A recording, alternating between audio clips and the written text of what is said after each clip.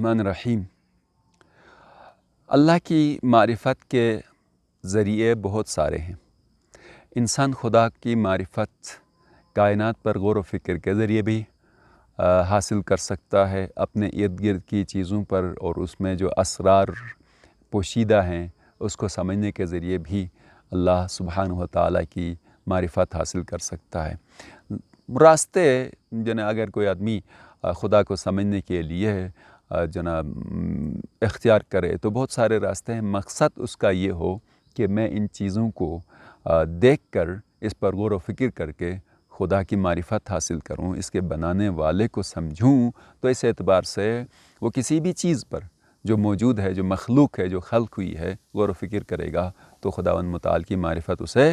حاصل ہو سکتی ہے۔ البتہ وہ اس نشانی کے اوپر ہے، کتنی نشانی با کمال ہے، اسی حساب سے معرفت بھی کمال کی حاصل ہو جائے گی۔ ایک سادہ چیز پر غور و فکر کر رہا ہے تو اس سے سادہ معرفت حاصل ہو جائے گی۔ ایک ایسی چیز پر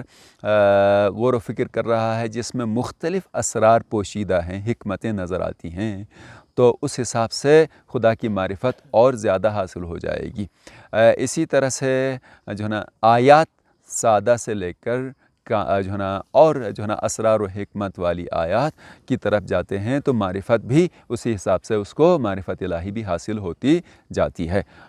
بالآخرہ مقصد اللہ کی معرفت حاصل کرنے کا اس اعتبار سے کائنات کا مطالعہ کر رہا ہے، غور و فکر کر رہا ہے، تو وہ پہنچتا ہے خدا کی معرفت کی طرف اور حاصل کر سکتا ہے۔ اسی لیے خداوند متعال نے آیت میں ارشاد فرمایا، من جاہد فینا لنہدینہم سبلنا، جو ہماری راہ میں جد و جہد اور کوشش کرے گا ہم اس کے لیے راستے کی ہدایت کرتے ہیں اور وہ مقصد تک پہنچے گا۔ بس مقصد اس کا یہ ہو کہ میں اس چیز پر اس لیے غور و فکر کر رہا ہوں تاکہ اس کے بنانے والے کو سمجھوں، اس کی معرفت حاصل کروں۔ تو اپنے ارد گرد سے لے کر اب آ جاتا ہے معرفت کا ایک ذریعہ خود نفس سے انسان، اور انسان اپنے اوپر غور کرے گا تو خداوند متعال کی معرفت حاصل ہو سکتی ہے۔ چنانچہ ہمیں حدیث میں بھی ملتا ہے، من عرف نفسہ فقد عرف ربہ، جس نے اپنے نفس کو پہچانا اس نے اپنے رب کو پہچانا، اپنے پروردگار کو پہچانا۔ کہ یہ نفس ہے کیا؟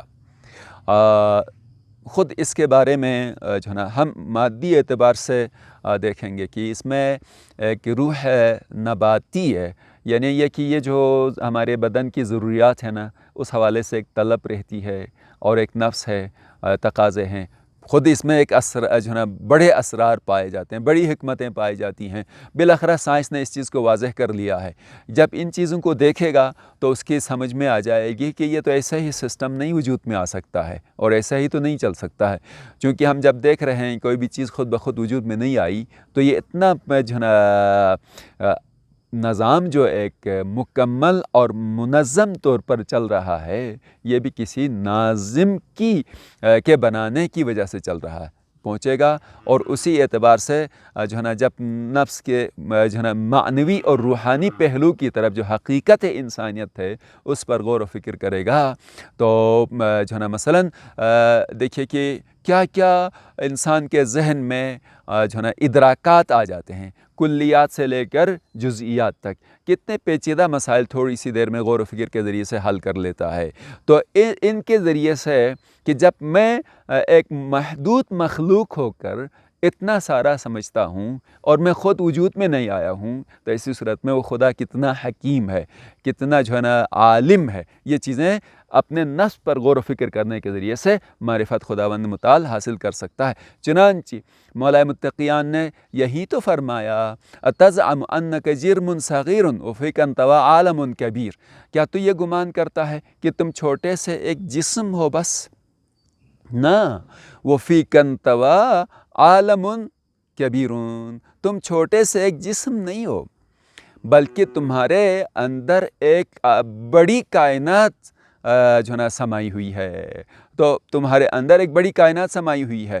اب انسان اپنے اس نفس پر غور و فکر کرے گا تو خداوند متعال کی معرفت اسے حاصل ہو جاتی ہے، اور بہترین طریقے سے وہ خداوند متعال کی معرفت حاصل کر سکتا ہے۔ اس کو یعنی جب جتنا غور و فکر کرے گا آہستہ آہستہ، یعنی یہ کہ استدلال سے نکل آتا ہے برہان سے آگے بڑھ جاتا ہے، بلکہ شہود کی منزل پر جاتا ہے، یعنی پانا۔ ایک ہوتا ہے درک کرنا، ایک ہوتا ہے پانا۔ پانا یعنی ادراک سے بالا تر ہے۔ بعض مرتبہ ہم دلیل کے ذریعے سے جو ہے کسی چیز کو ثابت کرتے ہیں، لیکن ہم اس کو پا لیتے ہیں تو وہ اور پختہ ہو جاتا ہے۔ جب ہم اپنے اوپر غور و فکر کر لیتے ہیں تو ایسی صورت میں ہم خداوند متعال کی جو ہے وحدانیت کو اس طرح سے جو ہے سمجھ لیتے ہیں کہ گویا جو ہے شہود کر لیا۔ اور اسی وجہ سے مولا متقیان نے فرمایا تھا کہ علی تم اتنی عبادت کرتے ہو، کیا خدا کو دیکھا ہے؟ تو آپ نے فرمایا میں اس خدا کی عبادت نہیں کرتا جس کو میں نے نہیں دیکھا، لیکن ظاہری آنکھوں کے ذریعے نہیں بلکہ دل کی یعنی ایمان کی آنکھوں سے۔ تو ایمان کی جو آنکھ ہے، بصیرت ہے، وہ خدا کے وجود کو پا لیتی ہے، اور اس طرح سے کہ جو نا وہ لامحدود ذات ہے، وہ عالم ہے، وہ قادر ہے۔ اب یہاں پر آ کر ہم اس نفس کی اب یہاں پہ آ کر یہ بھی دیکھ لیجئے گا کہ خداوند تھوڑا سا بات کی وضاحت کرنے کے لیے میں صرف عقلی بحث کے ذریعے سے ایک حد تک درک ہوتا ہے، لیکن جب تک نقل کا یا نقل سے مراد میری یہاں پر یہ ہے کہ احادیث ہے، آیات ہے، آیات سے سہارا لیے بغیر فقط عقلی بحثیں حل بھی نہیں ہوتی ہیں۔ تو تھوڑی سی تمہید عقلی دینے کے بعد اب میں اپنی بات کی مزید وضاحت کے لیے عرض کروں گا کہ جب نفس سرگور کرتا ہے تو اس نفس کے بارے میں قرآن نے تو یہی فرمایا فَأَلْهَمَهَا فُجُورَهَا وَتَقْوَاهَا کہ اس نفس کو خدا نے یعنی فجور برائیوں کا بھی الہام فرمایا ہے اور تقویٰ کے کاموں کا بھی الہام فرمایا ہے۔ تو اس نفس کی طرف جب غور و فکر کرتا ہے تو اس میں کمال تک جانے کے بھی جذبات اور شوق پایا جاتا ہے، تو اس میں اس کمال تک پہنچنے کے اعتبار سے رکاوٹ والی چیزیں بھی اس کے اندر نظر آ جاتی ہیں۔ یعنی یہ کہ جو ہے نا ایک وسوسہ سا ایسا پیدا ہو جاتا ہے کہ جس کی وجہ سے وہ چیز جو اس کے لیے کمال نہیں ہے اس کو کمال سمجھنے لگتا ہے، پستی کی طرف بھی جاتا ہے۔ تو خداوند متعال نے اس کے نفس میں دو چیزیں رکھی ہیں، ایک یہ کہ وہ تقویٰ والی چیزوں کی طرف جائے، اور دوسرا یہ کہ وہ جو ہے نا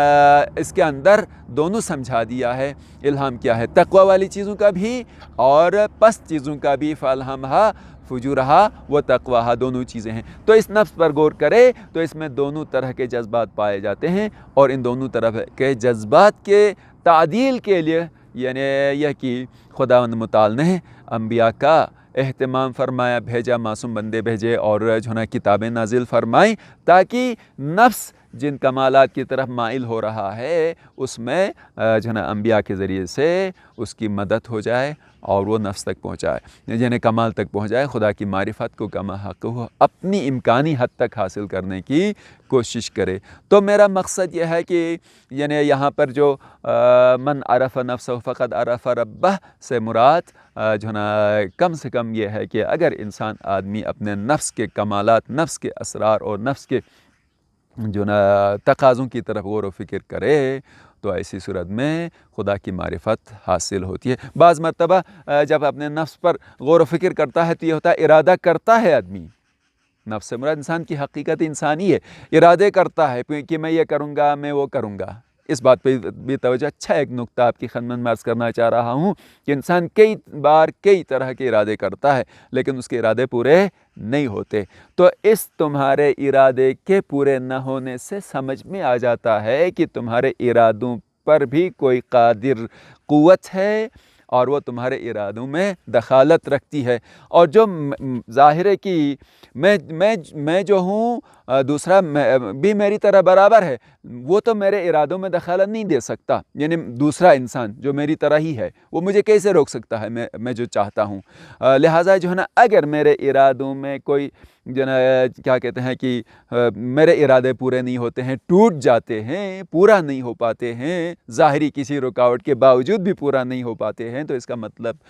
خود بخود سمجھ میں آ جاتا ہے کہ بالاتر کوئی ذات ہے کہ جو مجھ پر بھی اختیار رکھتی ہے، میرے ارادوں پر بھی کنٹرول رکھتی ہے۔ تو اس طرح سے جو ہے نا ارادوں کے ٹوٹ جانے سے بھی یعنی نفس کے، انسان کے ارادوں کے ٹوٹ جانے سے خدا سمجھ میں آ جاتا ہے۔ چنانچہ مولا متقیان نے یہی بھی فرمایا تھا کہ جو ہے نا آپ نے کیسے پہچانا اپنے رب کو؟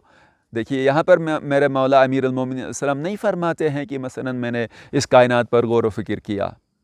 میں نے ان درختوں کو دیکھا، میں نے اس جو ہے نا کائنات میں آنے جانے والے موسموں کو دیکھا، میں نے شب روز کے رفت و آمد کو دیکھا. نہیں، امام نے ان ظاہری آیات کا نام نہیں لیا، بلکہ یہاں پر امام علیہ السلام فرماتے ہیں عرفت اللہ بفسخ العزائم، میں نے اللہ کو اپنے ارادوں کے ٹوٹ جانے سے پہچانا کہ میرے ارادوں میں دخالت دینے والی بھی کوئی ذات ہے اور وہ قادر مطلق ہے، وہی میرا خدا ہے. تو نفس پر غور کرے، نفس کے ارادوں کے ٹوٹ جانے سے خدا متعال سمجھ میں آ سکتا ہے. اس حد تک باقی خود نفس کتنے قسم کا ہے، ہر قسم میں کیا کیا چیزیں ہیں، ایک تفصیلی گفتگو کی ضرورت ہے. انشاءاللہ نفسیات کا مطالعہ کریں تو اس سے یہ سمجھ میں آ جاتا ہے. اور اس کے ساتھ ساتھ اخلاقیات میں جو کتابیں علماء نے، دانشوروں نے لکھی ہیں، جیسے معراج السعادہ ہے، اس طرح سے جو نا دوسری اخلاقی کتابیں ہیں جس میں نفس کے اقسام اور ہر نفس میں اس کے جو ہے نا اس کی کارکردگی کے بارے میں بات کی گئی ہے. مثلا نفس امارہ، نفس لوامہ، نفس مطمئنہ، اس طرح سے نفس کے جو اقسام کیے ہیں وہاں پر غور و فکر کیا جائے، اخلاقی کتابوں کا مطالعہ کیا جائے تو سمجھ میں آ جائے گا کہ جو ہے نا نفس ہے کیا اور اس کی اقسام ہیں کیا، ہر قسم میں کس طرح سے ایک سلسلہ اور ہوتا ہے. پھر ان کے ذریعے سے خود نفس بھی سمجھ میں آ جائے گا اور خدا کی معرفت بھی بہتر انداز سے سمجھ میں آ سکتی ہے. لہٰذا جہاں تک کہ میری آواز پہنچتی اور کوئی سنتا ہے تو اس سے میں یہ کہوں گا میری ان باتوں کو تمہید بنا کر اخلاقی کتابوں کا مطالعہ کریں جو ہمارے بزرگ علماء نے لکھی ہیں، علماء اخلاق نے لکھی ہیں. تو انشاءاللہ نفس اور من عرف نفسہ فقط عرف ربہ کا جملہ بھی سمجھ میں آ جائے گا. والسلام علیکم ورحمۃ اللہ وبرکاتہ.